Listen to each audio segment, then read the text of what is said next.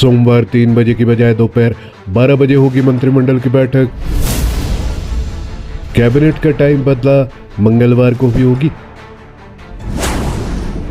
6 मई को भी कैबिनेट संभव, सामान्य प्रशासन विभाग को नोटिस जारी। नई भर्ती नीति और नेशनल एजुकेशन पॉलिसी का एजेंडा टला। कर्मचारियों के वित्तीय लाभ पर भी होगा फैसला। सोमवार को होने वाली मंत्रिमंडल की बैठक से पहले 2 नए परिवर्तन हुए हैं।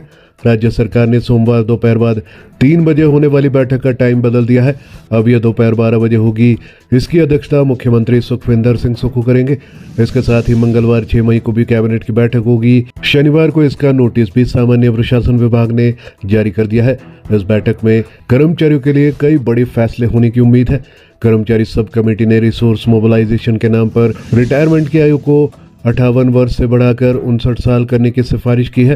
इस बैठक में कॉन्ट्रैक्ट पॉलिसी की जगह प्रोबेशनरी भर्ती नीति को भी चर्चा के लिए लाया जाना है। हालांकि शनिवार तक कार्मिक विभाग इस नीति का ड्राफ्ट विधि विभाग को नहीं दे पाया था। इसके लिए नए सिरे से रूल्स बने हैं और विधि विभाग को भी इसकी समीक्षा में समय लगेगा। इसलिए ऐसा लग रहा है कि 5 मई की बैठक में ये नहीं हो पाएगा। मुख्य सचिव भी शिमला से बाहर है और सोमवार को ही लौटेंगे।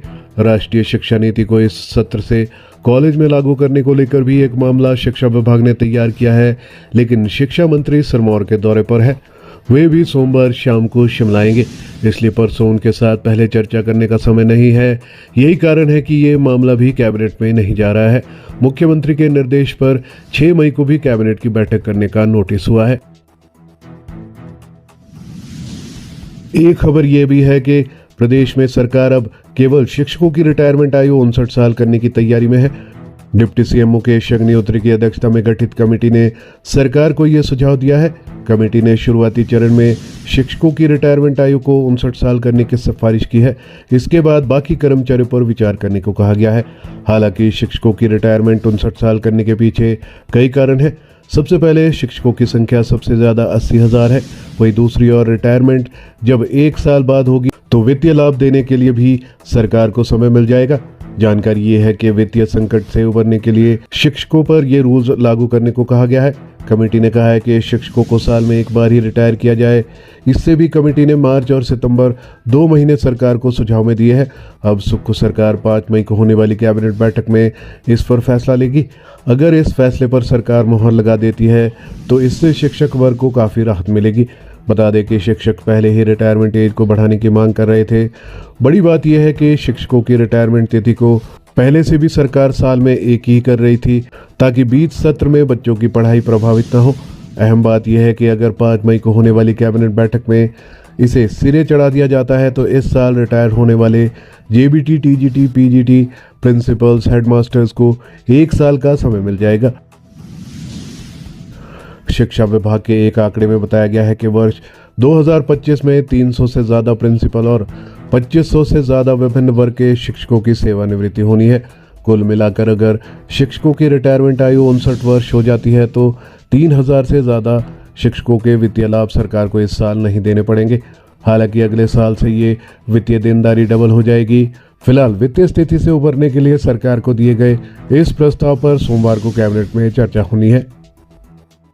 इससे पहले सभी कर्मचारियों की रिटायरमेंट आयु को बढ़ाने का प्रस्ताव था, लेकिन कमेटी ने माना है कि अगर अभी से ही सभी विभागों में इस व्यवस्था को लागू कर दिया जाता है तो रोजगार के रास्ते बंद हो जाएंगे।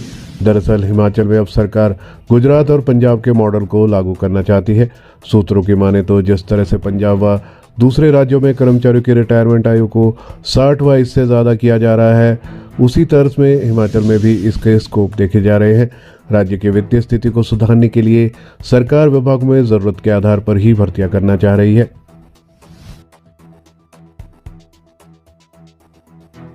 रिटायरमेंट आयु बढ़ाने पर बेरोजगारों ने उठाए सवाल। गौर हो कि बेरोजगारों ने भी कैबिनेट सब कमेटी के फैसले पर सवाल उठाए हैं। बेरोजगारों ने सोशल मीडिया के जरिए रिटायरमेंट आयु बढ़ाने के फैसले का विरोध करते हुए इसे पहले की तरह ही रखने की मांग की है। सोमवार को होने वाली कैबिनेट से कर्मचारियों के कम्यूटेशन पर भी फैसला संभव है। कमेटी की ओर से सेवानिवृत्त होने के बाद एक मुश्त मिलने वाली 40% पेंशन को बंद करने का प्रस्ताव है। हालांकि इस पर सीएम ही अंतिम फैसला लेंगे।